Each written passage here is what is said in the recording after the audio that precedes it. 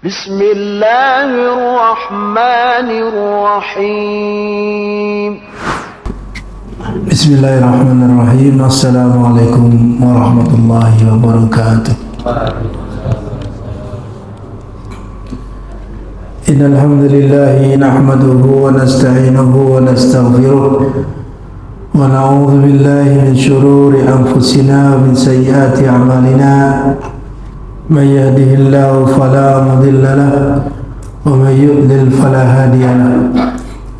Wa asyhadu an la ilaha illallah wahdahu la syarika lahu wa asyhadu anna Muhammadan abduhu wa rasuluh. Allahumma salli ala Muhammad wa ala alihi wa sahbihi wa man tabi'ahum bi ihsanin ila yaumiddin, amma ba'd.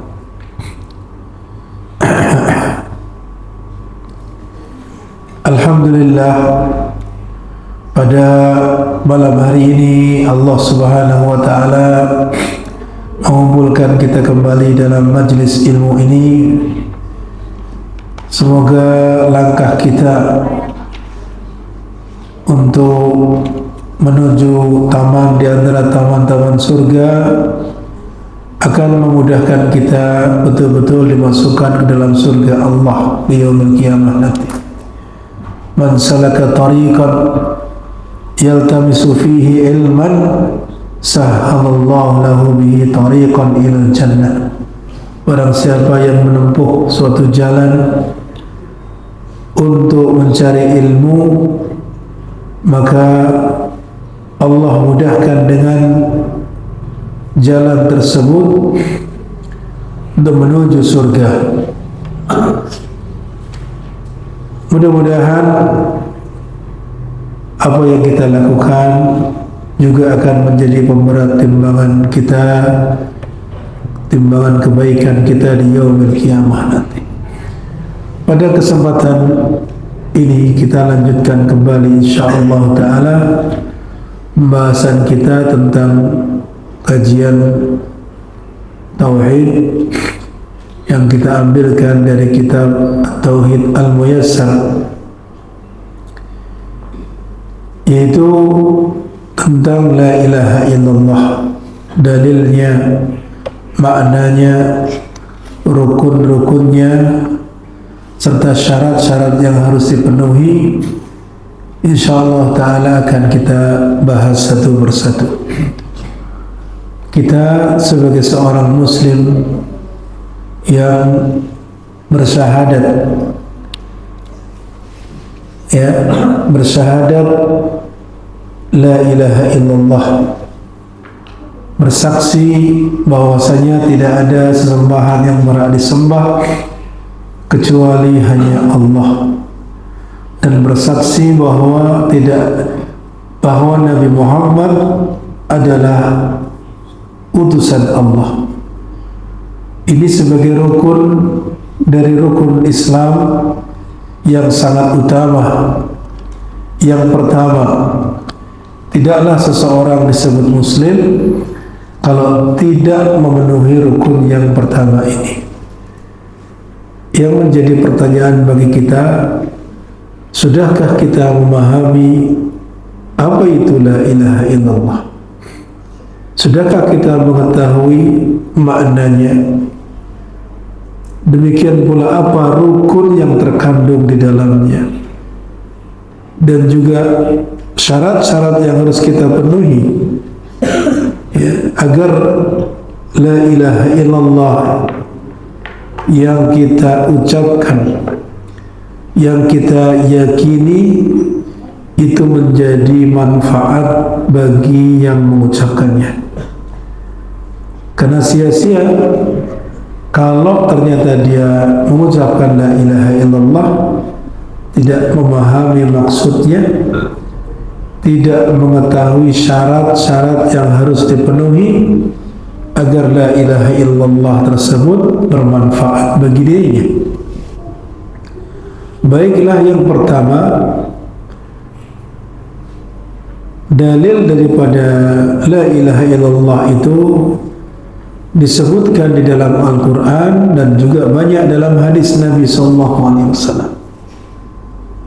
Yang pertama disebutkan dalam surat Al-Imran ayat 18, di mana Allah Ta'ala berfirman, Syahidallahu annahu la ilaha illa huwa wal malaikatu wa ulul ilmi qa'iman bil qista la ilaha illa huwal azizul hakim. Di dalam ayat ini bahkan diulang 2 kali kalimat la ilaha illallah. Ya, kalimat tauhid diulang 2 kali. Hanya saja di sini disebutkan dengan dhamir huwa, kembali kepada Allah maksudnya. Di dalam ayat ini Allah Ta'ala bersaksi, dan juga para malaikat bersaksi. Demikian pula yang Allah berikan kepada mereka ilmu, tentunya para ulama. Yang masuk pertama kali para nabi, para rasul, kemudian para ulama. Ulul ilmi mencakup kepada mereka semua. Syahidallahu annahu, Allah bersaksi bahwasanya tidak ada sesembahan yang berhak disembah kecuali Dia. Syahidallahu annahu la ilaha illa huwa. Ini menunjukkan pertama kali Allah itu mempersaksikan kepada dirinya sendiri, ya, mempersaksikan kepada dirinya bahwa tidak ada sesembahan yang berhak disembah kecuali hanya Allah. Ini persaksian dari Allah bahwa satu-satunya sesembahan yang berhak disembah hanya Allah. Kemudian yang kedua, para malaikat juga bersaksi. Para malaikat adalah makhluk yang agung, makhluk yang diciptakan hanya untuk taat saja, tidak pernah bermaksiat kepada Allah. Dan ini bagian dari apa yang wajib kita imani, di mana ada makhluk Allah yang bernama para malaikat, ya, yang mana mereka semuanya taat kepada Allah. Jumlahnya lebih banyak daripada manusia, ya, jumlahnya sangat banyak. Mereka semuanya taat kepada Allah Subhanahu wa Ta'ala. Mereka bersaksi juga bahwasanya tidak ada sembahan yang berhak disembah kecuali Allah. Ya, ini bersaksi tentang keesaan Allah dalam uluhiyah, di mana satu-satunya yang berhak disembah hanya Allah, selainnya tidak berhak. Yang ketiga adalah para ulul ilmi yang diberikan kepada mereka ilmu. Tentunya yang pertama kali para nabi dan rasul, Allah berikan kepada mereka ilmu, dan juga para ulama, ya, yang Allah berikan kepada mereka ilmu. Mereka juga bersaksi bahwasanya tidak ada sembahan yang berhak disembah kecuali hanya Allah. Bersaksi la ilaha illallah qa'iman bil qisti, ya, yang ditegakkan dengan keadilan, yang apa? Qa'iman, yang menegakkan dengan keadilan. La ilaha illa huwa, ditekankan lagi, diulang kalimat tauhid ini. Tidak ada sembahan yang berhak disembah kecuali Dia, kecuali Allah Al-Azizul Hakim, yang maha perkasa dan maha bijaksana. Ya, Allah maha perkasa juga maha bijaksana. Allah mampu untuk membalas, Allah mampu untuk menghancurkan, Allah mampu untuk melakukan apa yang Allah inginkan. Akan tetapi perbuatan Allah kepada manusia berdasarkan hikmahnya. Kepada mereka-mereka yang tidak mau,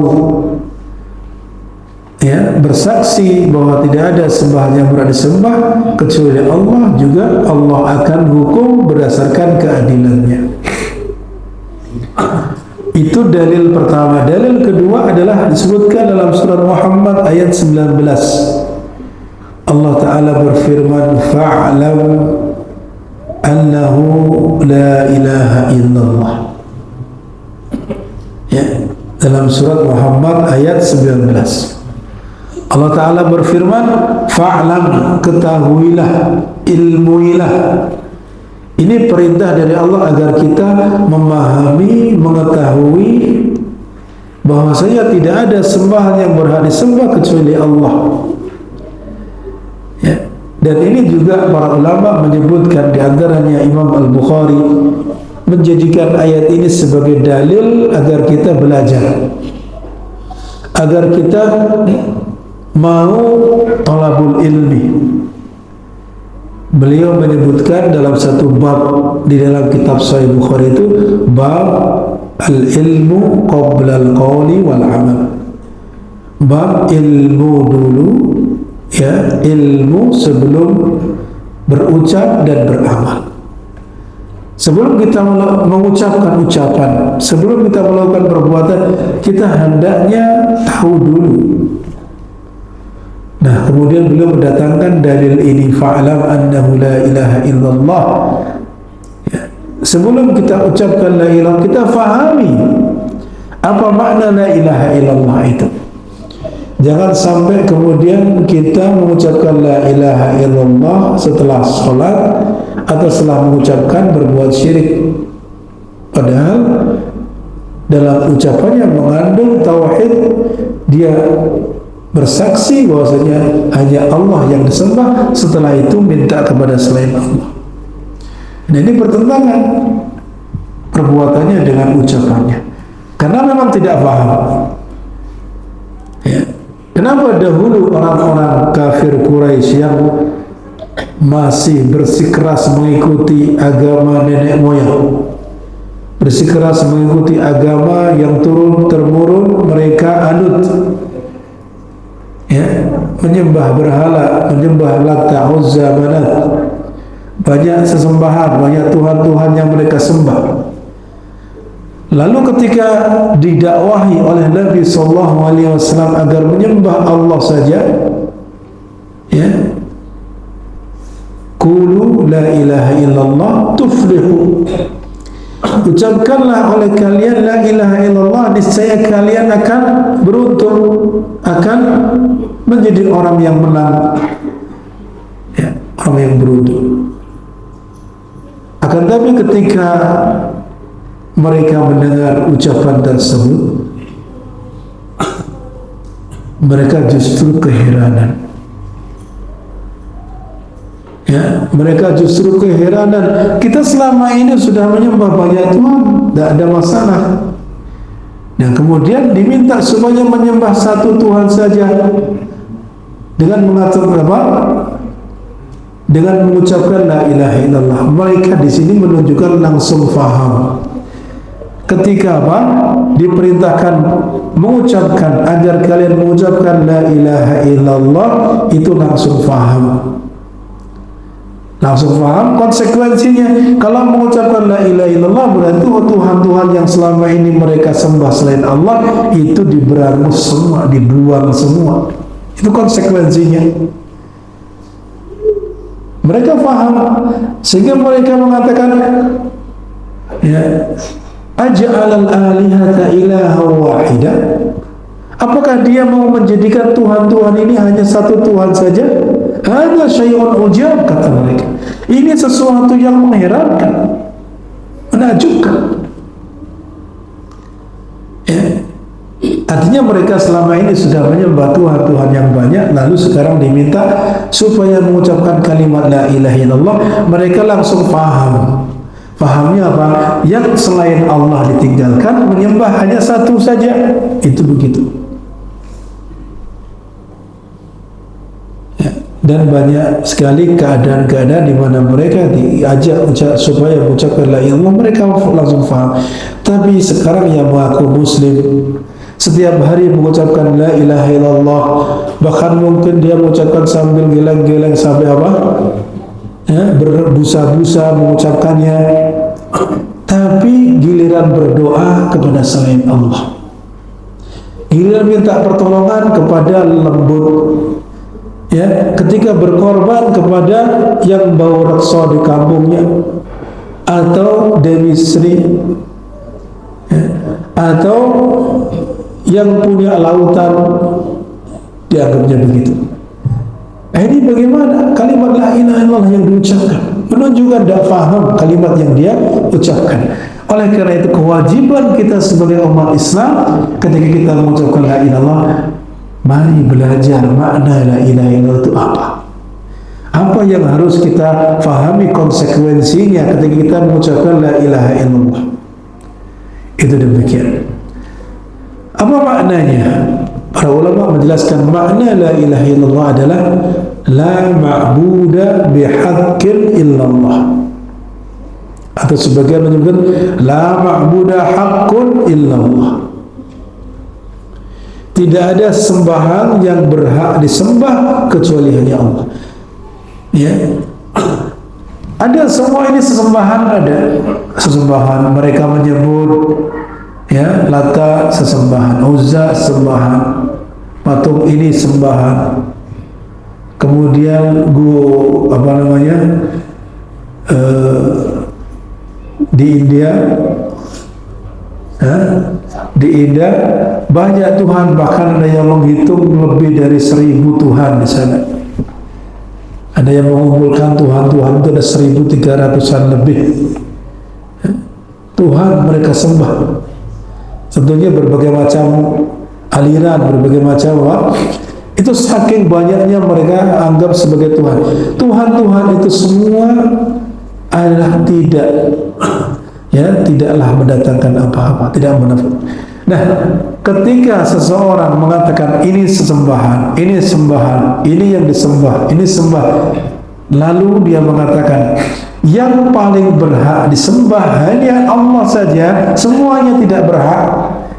Inilah maksud daripada kalimat la ilaha illallah. Jadi semua sembahan tadi itu tidak layak disembah.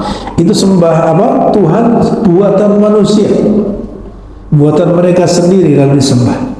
Mereka sendiri yang menamai itu Tuhan.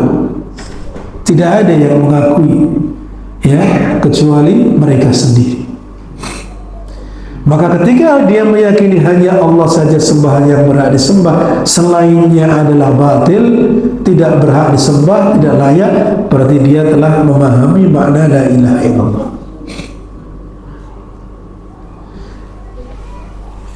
Tapi tentunya harus ada konsekuensinya.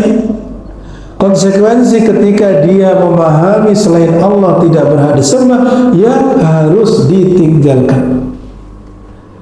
Ketika beribadah, ya hanya kepada Allah. Ketika menyembah, ya hanya kepada Allah. Minta hanya kepada Allah. Ya, minta pertolongan juga hanya kepada Allah. Itu begitu.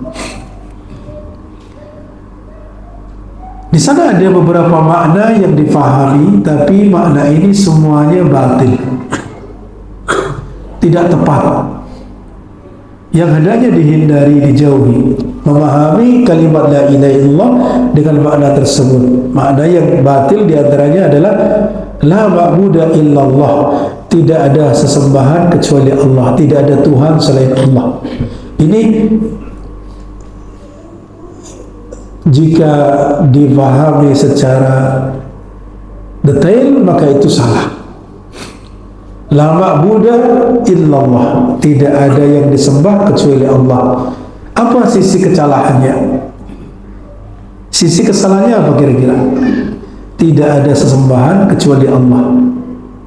Kan manusia menganggap Lata sesembahan, Uzza sesembahan, ya, mana sesembahan, batu ini sesembahan, pohon itu sesembahan, Sang Hyang Widi sesembahan, matahari sesembahan, betul tidak? Ya, api juga disembah. Kalau mengatakan tidak ada sesembahan kecuali Allah, berarti menganggap sesembahan ini semua itu Allah. Ya, bingung. Ya, Bingung kira-kira atau paham? Ya, ini harus apa namanya? Ya, memang di sini harus belajar bahasa dengan tepat ini. Ungkapan tidak ada sesembahan kan umum. Tidak ada sesembahan. Menganggap, wah ini kan manusia menilai patung ini tuh sesembahan. Ya, matahari sesembahan, bulan sesembahan.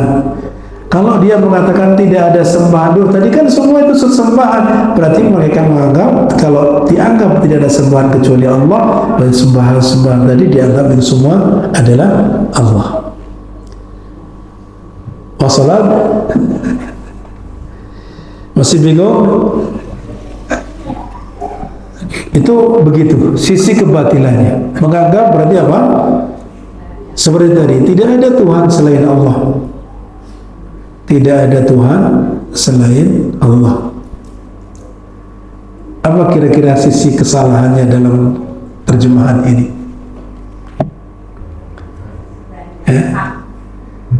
Kan orang menganggap ya Yesus Tuhan, ya kan? Menganggap Sang Hyang Widi Tuhan, Dewa Tuhan, apalagi patung tadi juga tuh Tuhan. Kalau dia mengatakan tidak ada Tuhan selain Allah, berarti di semua Tuhan-Tuhan tadi yang dianggap oleh manusia sebagai Tuhan itu berarti Allah. Nah, oleh karena itu yang tepat adalah sebagaimana makna yang pertama tadi. Tidak ada sesembahan yang berhak disembah. Tidak ada sembahan yang benar untuk disembah kecuali hanya Allah. Harus ada tambahan itu. Ya. Oleh karena jangan keliru dalam mengajari anak di dalam menerjemahkan tadi, supaya tidak keliru difahami. Oleh mana sebagian orang yang ngeyel saja sudah terserah. Ya. Oh, itu kan sudah baku terjemahan di dalam terjemahan tafsir Al-Quran atau terjemahan Al-Quran. Ya sudah, silakan saja. Yang jelas ya begitu kondisinya. Di antara makna yang disalahfahami yang lain adalah la khaliqa illallah, tidak ada pencipta kecuali Allah. Ini sebagian kalau hanya sekedar mengatakan la ilaha illallah dianggap tidak ada yang dapat menciptakan kecuali Allah. Ini makna sebagian kecil darinya. Karena memang tidak ada yang bisa menciptakan kecuali hanya Allah. Tapi kalau hanya semata-mata itu maknanya, maka ini salah. Ya, itu keliru. Karena apa? Orang-orang kafir dulu meyakini yang menciptakan alam semesta, menciptakan manusia itu Allah. Kalau hanya sekedar yang menciptakan kita kan Allah, lalu menyembahnya kepada berhala, lalu mintanya kepada kuburan, lalu mintanya kepada selain Allah, apakah kemudian dia dianggap muslim? Tidak dianggap muslim. Sama seperti ya zaman Nabi SAW, orang-orang kafir Quraisy. Baik, selanjutnya ya rukun daripada la ilaha illallah.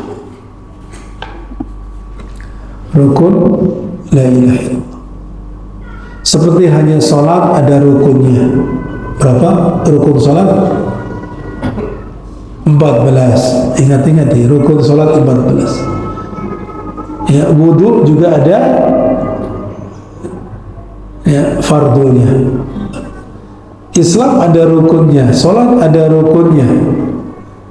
Maka termasuk dalam hal ini la ilaha illallah itu juga ada rukunnya. Artinya rukun itu tidak bisa, tidak harus ada, harus ditegakkan, harus diyakini. Rukunnya ada dua macam. Yang pertama an-nafyu atau meniadakan, menafikan, meniadakan. Yang kedua al-isbat, menetapkan. Ya, meniadakan dan menetapkan. Apa maksudnya meniadakan atau an-nafyu tadi? Ya, itu diambil dari kata la ilaha. Artinya kan tidak ada sesembahan yang berhak disembah. Ya, tidak ada sesembahan yang berhak disembah. Berarti di sini apa? Menafikan semua selain Allah, sesembahan-sembahan lain tidak ada.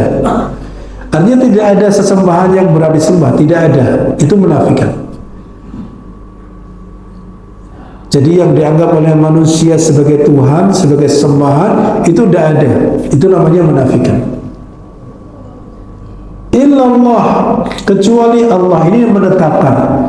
Kecuali hanya Allah, Tuhan yang berhak disembah, kecuali hanya Tuhan yang berhak disembah hanya Allah. Ini namanya isbat atau menetapkan. Ini rukunnya. Sehingga kalau kita hanya meyakini Tuhan kita Allah, ya, terus bagaimana Tuhan yang lain? Ya, mereka mungkin benar. Nah, itu berarti tidak menafikan. Ya, misalkan menganggap Tuhan selain Allah itu, ya mungkin benar menurut. Nah, itu berarti seolah-olah tidak menafikan dia. Kalau mengatakan tidak ada yang benar, mereka menyembah yang salah, itu begitu. Harus yakin. Ketika kita mengucapkan la ilaha illallah, berarti kalau ada yang menganggap selain Allah sebagai Tuhan yang berhak disembah, maka harus kita katakan ini keyakinan yang salah. Selain Allah tidak berhak disembah. Itu begitu. Dan hanya Allah saja yang berhak disembah. Karena ada orang-orang yang mereka sekarang mengaku muslim, tapi kemudian menganggap semua Tuhan itu sama, ya. Semua agama sama. Nah, ini keliru. Jelas berbeda, jauh berbeda. Agama kita, agama Islam, mengajak menyembah hanya kepada Allah saja. Selain Islam, mengajak untuk menyembah selain Allah dan banyak Tuhannya. Maka jelas ini berbeda jauh. Itu demikian. Sehingga maksud daripada rukun ini adalah kita menetapkan ibadah kita hanya untuk Allah saja dan tidak ada sekutu baginya. Ya, itu maksud daripada rukun tadi. Pertama, menafikan maksudnya meniadakan semua sesembahan, menetapkan yang berhak disembah hanya Allah. Sehingga ibadah yang kita lakukan ya hanya untuk Allah saja, tidak ada sekutu baginya. Dalilnya apa? Dalilnya banyak dalam Al-Quran. Ya, kalau dalam usul salasah disebut tafsirut tauhid, dalil-dalilnya itu. Ya, di antaranya adalah faman yakfur bit-taghut. Barang siapa yang ingkar kepada taghut. Taghut itu sesembahan selain Allah. Jadi semua sesembahan selain Allah dia ingkari. Lalu menetapkan, itu dimenafikan. Lalu yang kedua menetapkan wa yu'min billah. Dan dia beriman hanya kepada Allah. Ini menetapkan. Jadi menetapkan yang berhak disembah hanya Allah. Makanya dia beriman hanya kepada Allah. Jadi pertama, ingkar kepada semua sesembahan selain Allah, ini menafikan rukun yang sebagai rukun yang pertama tadi. Yang kedua, dan beriman hanya kepada Allah, maka faqad istamsaka bil urwatil wuthqa, sungguh dia telah berpegang teguh kepada tali yang sangat kuat. Ya, artinya ketika dia menafikan sesembahan selain Allah dan menetapkan hanya Allah saja yang berhak disembah, maka dia telah dikatakan faqad istamsaka bil urwatil wuthqa, sungguh dia telah berpegang kepada tali yang sangat kuat. Maksudnya kalimat la ilaha illallah. Kemudian juga di dalam ayat yang lain, itu tadi dalilnya setelah ayat kursi ya, yang tadi itu. Dalam surat Al-Baqarah ayat 256. Wa idh qala Ibrahimu li abihi wa qaumihi innani bara'u mimma ta'budun. Coba kita lihat bagaimana Nabi Ibrahim ya sebagai Abul Anbiya, bapaknya para nabi, yang pertama kali yang sangat kencang di dalam menyebarkan tauhid, di mana bapaknya saja dan juga kaumnya didakwahi dengan begitu keras. Ya, ketika bapaknya sudah tidak lagi mau mengikuti ajaran yang disampaikan oleh Nabi Ibrahim, bahkan sampai mengancam, "Wahai Ibrahim, kalau kamu tidak mau berhenti, maka saya akan salib kamu." Ini bapaknya kepada Nabi Ibrahim. Maka setelah itu Nabi Ibrahim sudah berlepas diri. Di mana dikatakan di sini wa id qala Ibrahim, dan ketika Nabi Ibrahim berkata kepada siapa? Li abihi, kepada bapaknya. Wa qaumihi, dan kaumnya. Artinya kepada bapaknya dan kaumnya yang tidak mau mengikuti ajakannya, mengikuti ajaran tauhid. Apa yang dikatakan? Innani, sesungguhnya aku ini bara'un, berlepas diri, mimma ta'budun, dari apa yang kalian sembah. Ini menafikan. Ini rukun yang pertama, meniadakan. Nabi Ibrahim berlepas diri dengan sesembahan yang mereka sembah, tidak mau menyembah apa yang mereka sembah. Lalu yang kedua, isbat illalladzi fatarani, kecuali yang menciptakanku. Siapa yang menciptakannya? Allah Subhanahu wa ta'ala. Artinya Nabi Ibrahim tidak berlepas diri dari yang menciptakannya. Nabi Ibrahim menyembahnya, beribadah kepadanya. Fa innahu sayahdin, sesungguhnya Tuhanku yang menciptakanku tadi akan memberikan petunjuk kepadaku. Ini Nabi Ibrahim sendirian berdakwah di tengah-tengah kaumnya yang begitu berkuasa, bahkan yang dihadapi bapaknya sendiri. Ya, bukan hanya itu, rajanya juga yang dihadapi. Yang mengikutinya hanya istrinya dan saudaranya, atau yang jelas masih ada kerabatnya, yaitu Nabi Lut. Kemudian berhijrah ya, Nabi Lut juga berhijrah. Itu demikian. Ini dalil yang kedua yang disebutkan surat Az-Zukhruf ayat 26-27 yang menjelaskan tentang adanya penafian sesembahan selain Allah dan menetapkan hanya Allah yang diibadahi. Kapan ucapan la ilaha illallah akan mendatangkan manfaat bagi yang mengucapkan?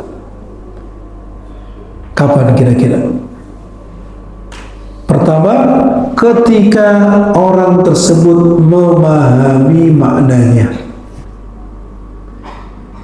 ya, itu akan mendatangkan manfaat kepadanya. Ini maka penting untuk bisa memahami kalimat la ilaha illallah, ya. Bukan hanya sekedar terjemahnya, tapi konsekuensi yang terkandung di dalamnya, ya, memahami maknanya. Kemudian yang kedua, wa amila bi muqtadaha. Yang kedua, mengamalkan konsekuensinya. Apa konsekuensi ketika dia mengucapkan la ilaha illallah? Konsekuensinya diantaranya adalah tarku ibadati ma siwallah, meninggalkan peribadatan kepada selain Allah, apapun bentuknya. Ya, artinya tidak lagi beribadah kepada selain Allah, apapun itu bentuknya. Jadi ibadah jangan dianggap hanya sholat, puasa, zakat, atau berdoa minta tolong. Bukan itu saja, banyak bentuk ibadah yang lain. Oh, saya tidak menyembah berhala, Ustaz. Iya, tapi menyembah duit ada. Ya. Ada yang menyembah duit, menyembah harta. Bahkan Nabi yang mengatakan Ta'isa abdud dinar. Di zaman Nabi saja sudah ada dikatakan ya. Abdud dinar berarti apa? Penyembah dinar. Dinar itu uang, harta. Apalagi zaman sekarang lebih-lebih mempertuhankan harta. Dianggapnya kalau tidak dengan harta sudah dunia tidak akan bisa ya jadikannya bahagia. Apa namanya? Dia tidak akan bahagia. Baik, silakan Pak. Kita dengar azan dulu.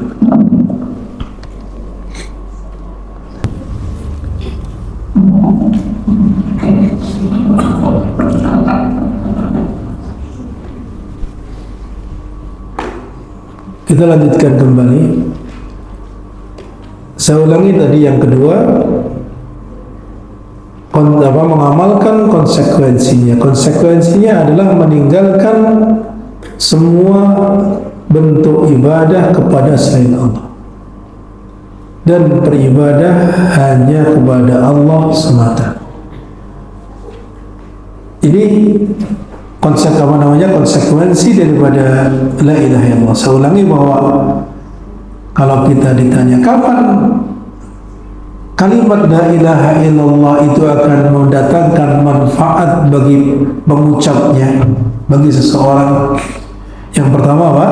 Yang pertama adalah apabila dia mengetahui maknanya, memahami maknanya. Kemudian yang kedua, mengamalkan konsekuensinya. Amila bimuqtadaha.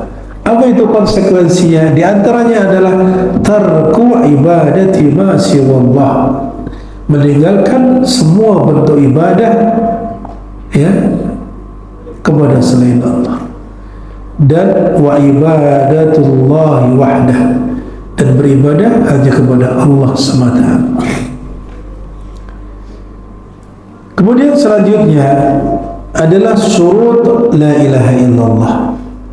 Tentang syarat-syarat la ilaha illallah ada 8. Para ulama menyebutkan secara global tentang syarat-syarat la ilaha illallah itu ada 8. Berarti ya, supaya la ilaha illallah itu bermanfaat kepada orang-orang yang mengucapkannya, apabila dia telah mewujudkan syarat-syarat itu. Apa saja? Yang pertama adalah al-ilmu wal yaqinu wal ikhlasu was sidqu wal mahabbatu wal inqiyadu al qabulu wal kufru bima yu'badu min dunillah. Ya, ilmu berarti mengetahui tentang apa itu la ilaha illallah. Kemudian yang kedua al-yaqinu, meyakini. Kemudian yang ketiga ikhlas ya di dalam mengucapkannya. Kemudian as-sidqu, jujur dari hatinya. Kemudian al-mahabbah, muncul dari kecintaannya. Kemudian al-inqiyad, tunduk. Dan yang ketujuh adalah menerima totalitas terhadap la ilaha illallah itu, menerima dengan lapang dada. Lalu yang terakhir al-kufru bima yu'badu min dunillah, ingkar, kufur kepada sesembahan selain Allah. Ya, itu syarat-syarat la ilaha illallah. Yang pertama ilmu. Ilmu itu menafikan kejahilan, ketidaktahuan. Ya, ilmu tentang apa? Ya, ilmu tentang la ilaha illallah. Berarti tadi mengilmui tentang maknanya, mengilmui tentang apa rukunnya, mengilmui tentang apa saja yang menjadi ya, syarat-syaratnya dan seterusnya, sehingga ketidaktahuannya akan hilang. Ya, karena apa? Ketidaktahuan itu obatnya belajar. Ya, tidak tahu obatnya ya belajar, tanya supaya tahu. Yang kedua, yakin. Ini kalau hanya sekedar mengucapkan la ilaha illallah, anak TK bisa, bahkan burung beo juga bisa. Ya, kalau hanya sekedar mengucapkan la ilaha illallah, ya, maka tidak manfaat kalau tidak diyakini dari hatinya. Yang ini tentunya menafikan keraguan, al-munafi lisyak. Al-yakin, keyakinan yang menafikan keraguan, artinya betul-betul menghilangkan keraguan dari la ilaha illallah tadi. Tidak lagi ragu-ragu. Ya, sebagaimana yang kemarin kita sebutkan dalam tafsir surat Al-Asr, di antara kelompok orang-orang yang mengimani kewajiban mengimani rukun iman, itu yang pertama, kelompok yang selamat adalah apa? Orang-orang yang mengimaninya dengan iman yang sesungguhnya, yang tidak ada keraguan padanya.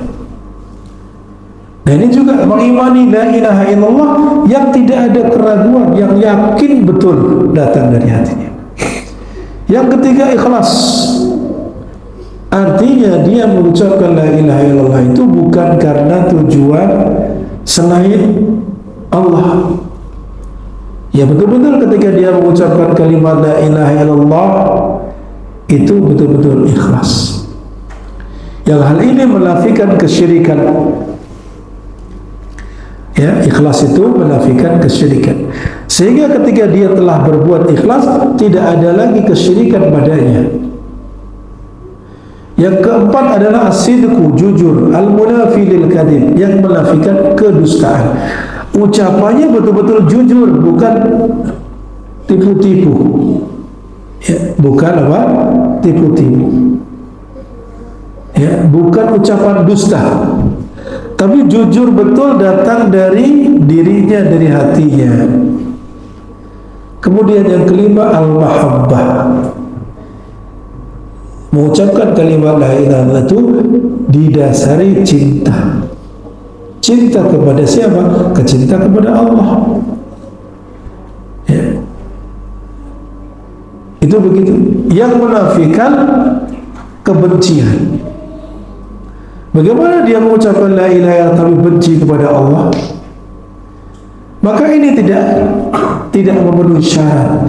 Harus cinta, betul-betul mencintai Allah satu-satunya yang berhak diibadahi. Mencintai kalimat la ilaha illallah dan mencintai apa yang diwajibkan oleh Allah untuk dicintai. Kemudian yang keenam adalah al-inqiyad, tunduk patuh, yang menafikan litarki, meninggalkan, tidak tunduk, tidak patuh. Tunduk patuh berarti mentaati perintah Allah, mentaati konsekuensi la ilaha illallah. Ya, kalau tidak taat berarti dia belum memenuhi syarat-syarat la ilaha illallah. Kemudian yang ketujuh adalah al-qabul al-munafi lirraddi, betul-betul menerima dengan lapang dada. Ini menafikan penolakan. Lawannya menerima, menolak. Jadi betul-betul kata menolak tidak ada lagi. Ya, menolak daripada la ilaha illallah dan konsekuensinya tidak ada lagi, tapi betul-betul dia menerimanya dengan lapang dada. Dan yang terakhir, al-kufru bima yu'badu min dunillah. Kufur, mengingkari, ya, dengan semua sesembahan selain Allah. Ini yang disebut dengan bara', berlepas diri dari sesembahan selain Allah. Ya, ada sebagian menggabungkan dalam sebuah syair 8 poin tadi sebagai syarat-syarat la ilaha illallah. Ilmun yaqinun wa ikhlasun wa sidquka mahabbatin wa qiyadin wal qabulu laha wa zid thamina hal kufran, ya, kufran minka bima siwal ilahi minal awthani qad ulliha. Ilmun yaqinun wa ikhlasun wa sidquka di sini sebut ilmu yaqin wa ikhlas wa sidquka, 4, ya. Ilmu artinya mengetahui, meyakini, ikhlas dalam mengucapkannya, jujur. Kemudian mahabbatin wa qiyadin wal qabulu laha, cinta, mencintai, tunduk dan patuh. Dan yang ke-7 adalah menerima, al-qabul. Wajib sabina hal kufran minka bima. Kemudian tambahkan yang ke-8, yaitu kufur darimu terhadap apa? Bima siwal ilahi minal awsani qad ulliha, selain Allah dari para berhala yang telah dipertuhankan. Jadi yang ke-8 adalah kufur atau ingkar kepada sesembahan selain Allah. Sebagian ulama mengibaratkan berdasarkan hadis Nabi, miftahul jannah apa? Miftahul jannah la ilaha illallah. Kan enggak? Kunci surga itu apa? La ilaha illallah. Ya, kunci surga adalah la ilaha illallah. Kira-kira kunci itu biasanya ada gerigi-geriginya atau lurus lempeng, tidak ada gerigi-geriginya? Ada geriginya. Ya. Jadi kalau mengandalkan la ilaha illallah tanpa memenuhi syarat-syarat ini, ibaratkan kuncinya itu masih lempeng, tidak ada gerigi-geriginya. Sehingga bisa tidak untuk buka pintu? Tidak bisa. Oleh karena itu, supaya kuncinya itu bermanfaat, bisa membuka pintu surga, ya harus ditambah gerigi-gerigi tadi. Gerigi-geriginya adalah syarat-syarat ini dipenuhi. Itu begitu, demikian. Mudah-mudahan bermanfaat. Kita akhiri. Subhanakallahumma wa bihamdika asyhadu an la ilaha illa anta astaghfiruka wa atubu ilaik. Assalamualaikum warahmatullahi wabarakatuh.